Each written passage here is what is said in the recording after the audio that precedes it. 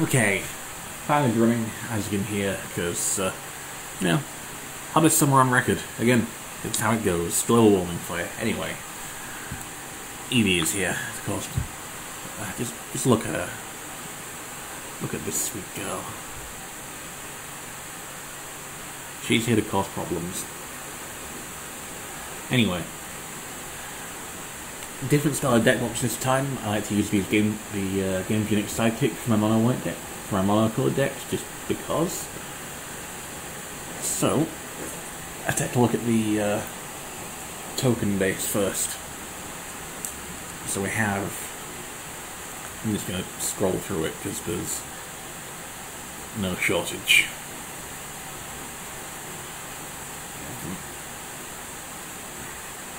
Oh yeah. Known tokens custom.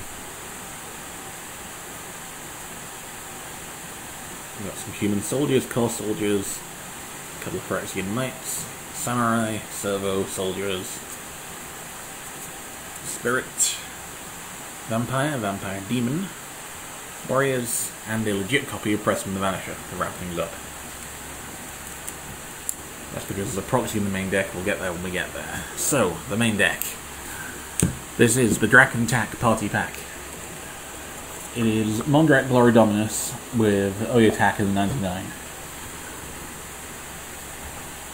And in theory, you can run either as Commander, but the deck is very much more suited to Mondrak, as there's several things that interact with indestructible counters and such. So, the Commander then. Basically, it doubles token generation, and you can pay 1 and 2 Phyrexian white to sack 2 other artifacts and or creatures, and put an indestructible counter on them. Something that is in no way very breakable with this deck. So, let's look at creatures then. First things first. Let's see, where do I want to go down to?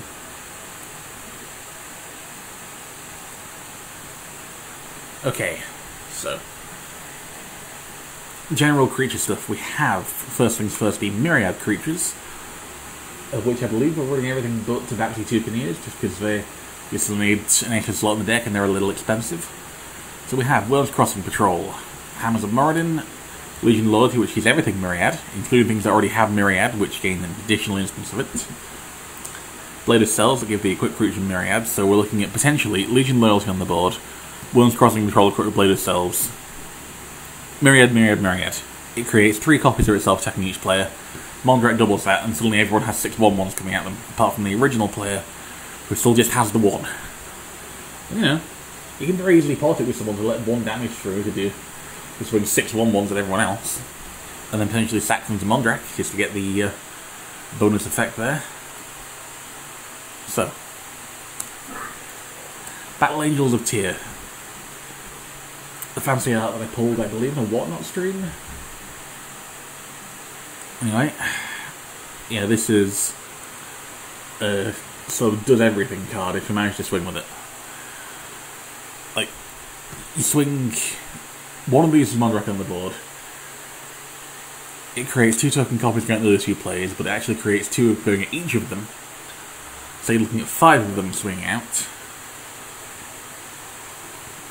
So let's say that you want to swing at the player with the fewest cards in hand and the fewest lands and the lowest life with one of these, so that the others will ideally all proc, so that the copies will ideally all proc.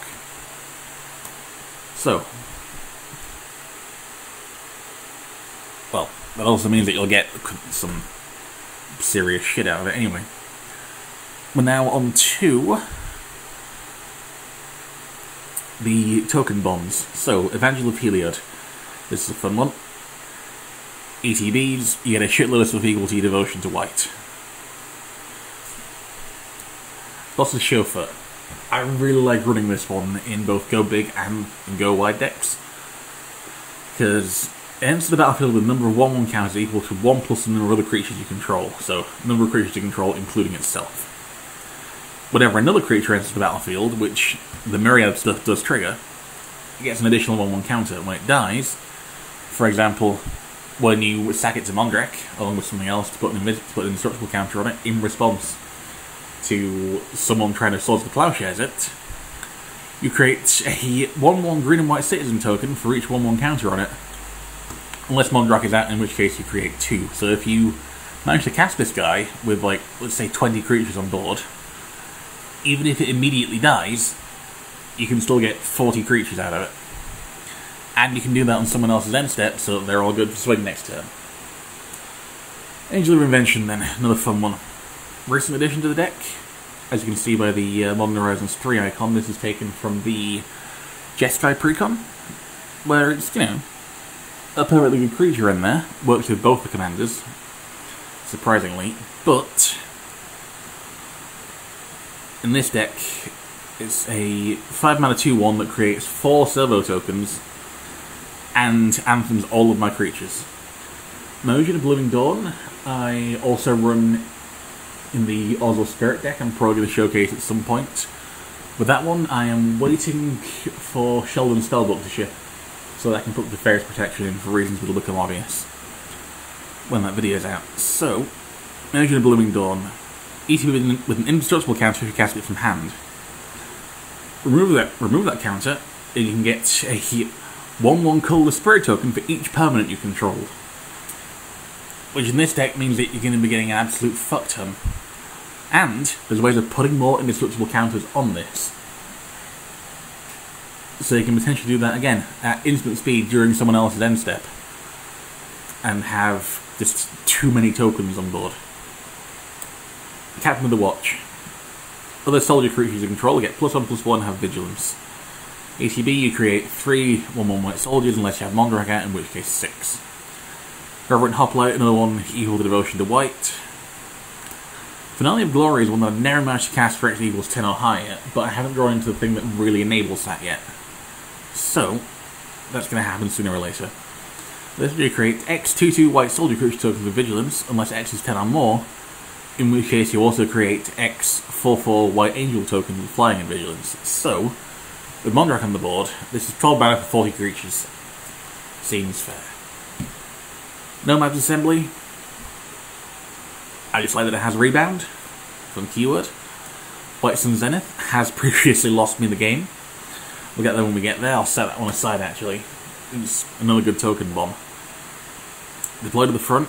If you're already, seeing as you're already going to have a big board, you're going to get value out of this. Musk of the Departed is a new addition. In theory, it gets you more stuff. In theory, it gets you a couple tokens for 3 mana, which doesn't seem super worth it. But at the end of your end step, if anything died that turn, you get to create a copy of any token you control. And there are some high-value tokens in here. Ocelot Pride is in there for the same reason. City's Blessing is very... So, first Seric Lifelink, Ascend. If you control 10 or more permanents, you get the City's Blessing for the rest of the game. At the your end step, if you gain life this turn, you get a 1/1 cat. We don't care about that. What we care about is then if you have the City's Blessing, for each token you control at the end of the battlefield this turn, create a token as a copy of it, unless you have Mondrak on the board, in which case you get 2. This is part of another thing that this deck has done, so... Well, in that same game as the White Sun Zenith instance, so I'll set that one aside for later as well. March of the Canonized, token bomb on ATB, token generator afterwards. Elspeth is just here for her +1. In the unlikely event that I manage to get the -7, I'm not going to say no to it. You know, she's also a board wipe that can very likely leave all of your tokens intact and not hit Mondrak if it has Indestructible. Rather handy. Eternal Wanderer is another flicker one, which, sure, but it's mostly in there to be zeroed to create a couple of samurai. And on top of that, she's also optionally a massive board wipe in case of emergency. Felidar Retreat is here for the caps. Rabble Rousing is absolutely nuts. Whenever you attack with 1 or more creatures, create that many 1/1 green and white citizen creature tokens. Then if you control 10 or more creatures, you can play the exile card without paying its mana cost. We don't even care about the Hideaway part, and Hideaway is a fucking strong keyword. No. What we care about here is getting an exponential number of creature tokens. Like, let's say that we attack with 3 creatures. Yeah, that's fine. We get 6/1/1 creature tokens. That means that next turn, if we still have those original 3, we swing with 9. We create another 18. Next turn, we swing with 27. We create 2 times that number again. It makes you a bigger and bigger threat until someone has to deal with you. If they don't, you basically just go wide enough to win the game. 3/4 Thunderhawk is the reason for those gnome tokens in the token pile. I do like this one. ETBs with 3/1/1 counters on it. Whenever ETBs are attacked, I create a number of 1/1 colorless gnomes equal to its power. Now, the fun thing about this is that it creates tokens on ETB, which interacts with both the flicker stuff that's in here, which we'll get to later. You can see another round on top of the deck there, so it's not too big of a surprise. And it interacts with Myriad. So say that I've got Legion Loyalty on the board, and I swing with this. I swing with 1 Thunderhawk. I create 4 Thunderhawks, as Mondrak is on the board. 1 Thunderhawk attacks. 4 Thunderhawks enter the battlefield. I create 30 gnomes. It's 3 from entering, 6, 9, 12, 15 from attacking, and then everything's doubled by Mondrak, so I get 31/1s. Very fun, very recommended. Great shit in a deck like this. Here's the proxy that I mentioned. We can't lose Preston. Whenever another non-token creature enters the battlefield under your control, if it wasn't cast, create a token as a copy of it, except it's a 0/1 white illusion.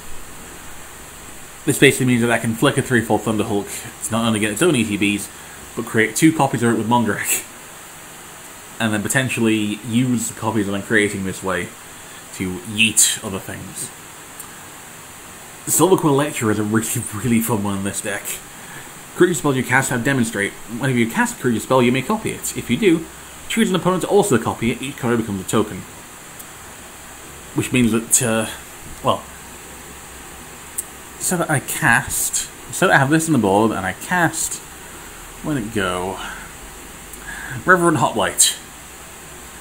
I offer the mono green player a 1/2, and the number of 1/1 counters equal to devotion to white. It's an offer they cannot refuse, they get that. I then create 3, I then get the original one, plus 2 token copies, and 1/1s equal to 6 times my devotion to white. This is where the deck starts getting a little bit nuts. So, next up then we have, let's see, this is Flicker? Let's do Flicker and Miscellaneous Good Shit, which is where a lot of the real bullshit in the deck is. So, another round. There's a way to get X pretty high on this, which is comboed beautifully with anything that has an ETB trigger, of which there are plenty. And also, Preston, if he's out. We then have the usual suspects here: Ephemerate, Acrobatic Maneuver, Slip on the Ring, Flicker of Fate, Pegasus Guardian, which you see for Rescue the Foal, Cloud Shift, Otherworldly Journey, and buried in the Miscellaneous Good Shit pile is Isochron Scepter, which most of these can go under, meaning that you can do that once per turn. Now, this is where the real bullshit starts, with Helm of the Host. So, you stick this on Mondrak, it creates 2 token copies of it at the beginning of combat that aren't legendary. This is where the fun begins, because now we can bring that back in with Ocelot Pride.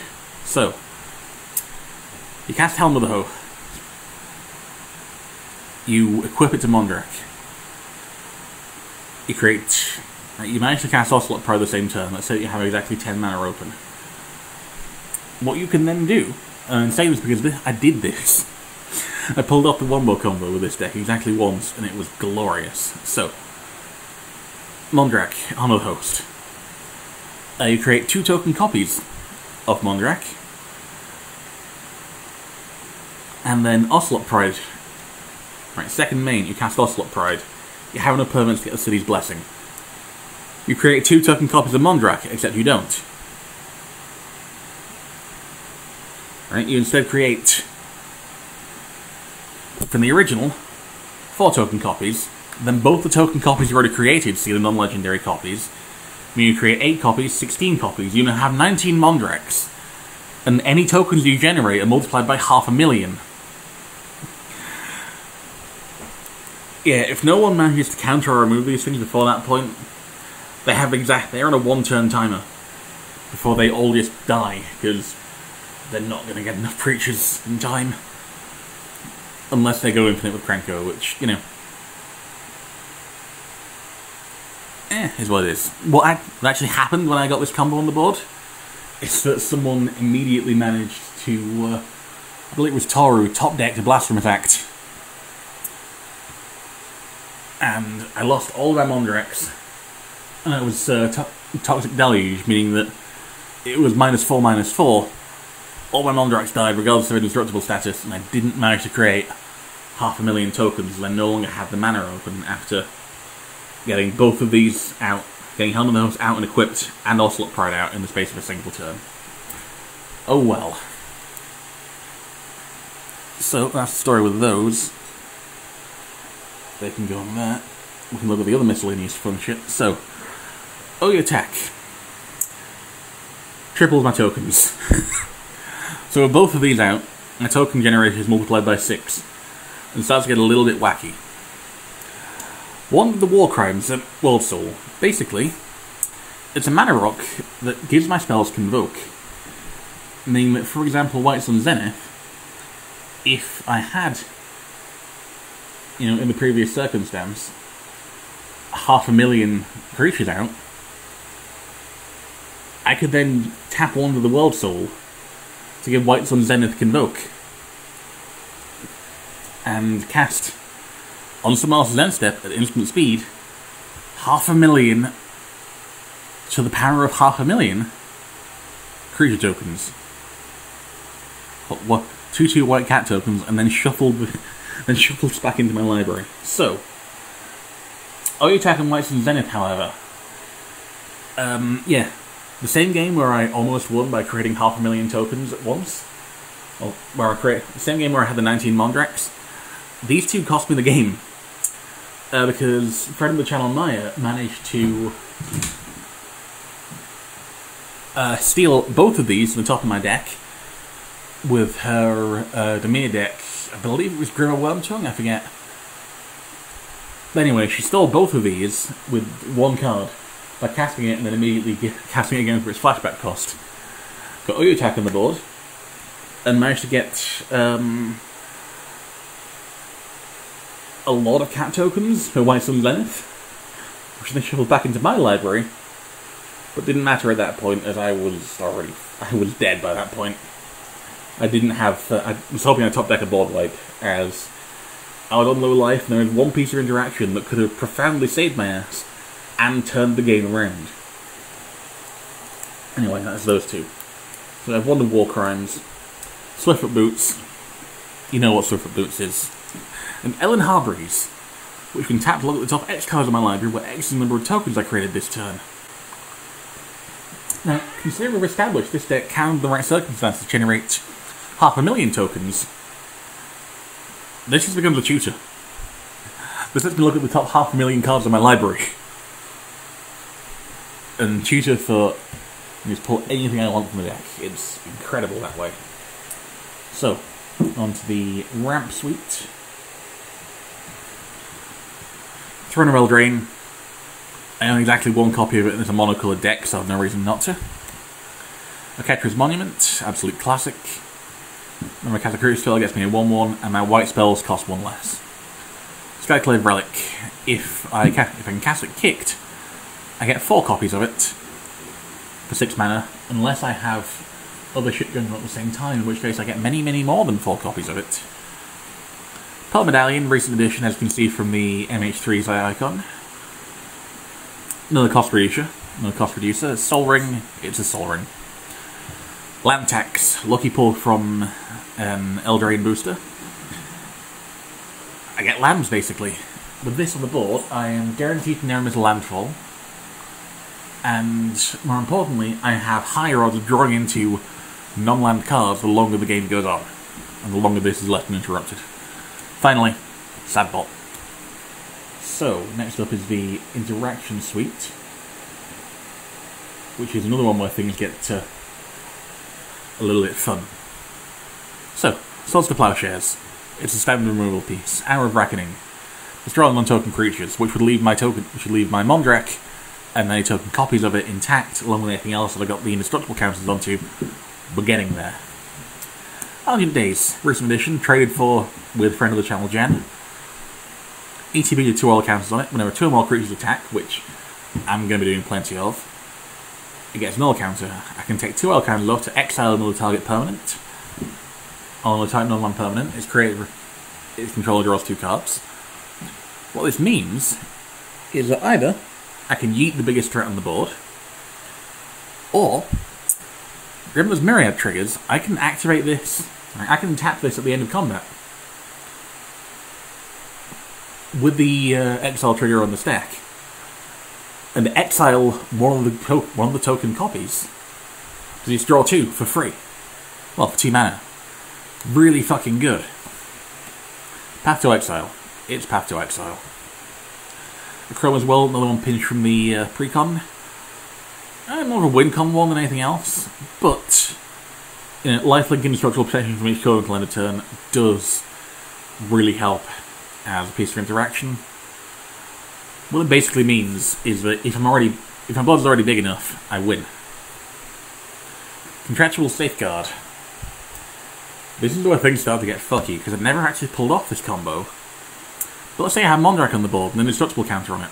You cast Contractual Safeguard. It doesn't matter if it's during your main phase or not. Choose a kind of creature choose a counter on a creature you control and an indestructible counter.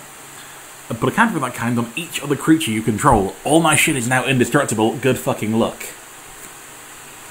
Skrelv. It's here to give my creatures Toxic 1 and, well, they say hexproof from certain colours. Grasp of Fate. It removes things. Fumigate. This is one I was hoping I'd draw into against Maya when she stole my cats. Destroy all creatures and gain... At that point I would have gained about 66 life, I believe. Sorry about that. I was off a cup of tea, and I'm not one to say no. Anyway. Fumigate. Yeah, if I'd managed to get that when Maya had X equals 22'd White Sun's Earth with my Urge attack on the board, I would have gained 66 life. At least, to wipe the board, which would have been useful at the time. That would have sufficiently turned things around. It was not to be. Entrapment Maneuver. This is really good if you're being attacked with a Voltron deck. Target player attacks an attacking creature, and I gain a shitload of blockers. Rootbond Defenses. It gets me a copy of one of my tokens, and also all my shit gains indestructible until end of turn. It's just a useful one. On now to the card draw, which there isn't a whole lot. We've covered some red already, but the reliable card draw, Takati is welcome. Basically, if I get any kind of token on the go, any kind of token generation on the go, this is guaranteed to proc on each of my turns. Oh, it triggers once each turn as well, so if I activate the instant speed, I can get it on someone else's turn. I did not realise that. That is very useful. God of a New Age. I quite like this as a piece of white draw power. Each with a hope counter out for each creature I control, so potentially a lot. At the beginning of my end step, I can remove a hope counter from it to draw a card. So basically, I get Monarch draw without being Monarch. Eventually, I gain 4 life from it, but that's not what it's there for. Realm Gatherer, another classic one. Another creature ETB, strike 1, 2 creatures ETB, draw a card. If I'm doubling on my token generation, that's pretty easy to pull off. Mentor of the Meek is another one where I'm going to be having a lot of creatures that meet the requirements ETBing. Next up, a couple of cheeky hard win cons. Mirror Entity, you cast this with a medium-sized board. X equals big. Suddenly all my shit is very dangerous. Coat of Arms, you cast this with a medium to large board, and suddenly... You know how I can generate 30 gnomes? Those gnomes are now... just by attacking. With this on the board, those gnomes are now 30-30. Good fucking luck. So, more non-basic lands here than I would normally run, but there's a lot of good options for this deck. Minus Tirith, it's more card draw. I'm probably going to swing between all creatures a turn, so that's a nice easy one. Emeria, 7 or more planes is not at all order here. And this gets my shit back from bin. Nesting Grounds. With Nesting Grounds, I put a second indestructible counter on Mondrak. I can then pay 1 and tap to move it onto anything else I want to. Yeah, like, for example, what's her face? Merging and Blooming Dawn, that now has 2 indestructible counters on it, which means that I create, if I run with them both at once, I create a spirit for each white for each permanent I control. Well, I basically triple the number of permanents I control with the first round of spirits, and then sextuple it with the second one, so I get a lot of fucking spirits. Mimics, it's a land that can create tokens. Windbrisk Kites, it's there for hideaway. You never know if that's going to come in handy. Monumental Henge is a new one, but most of the heavy hitters in this deck are artifacts, and legendaries, as you've seen. You know, Oyotak, most of the Oyotak, Helm of the Host, one of my 2 Wincon items, several of the several other bits. Well worth it. Castle Ardenvale, it's another token generator. 4 mana and tap for 1/1 isn't great.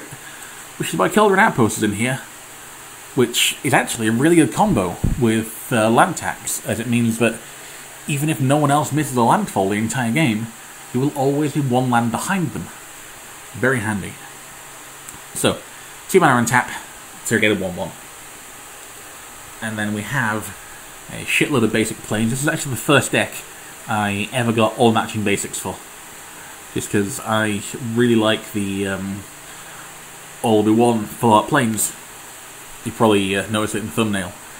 Anyway, that has been Dragon Tack Strike Back, so named because this is the second version of this deck.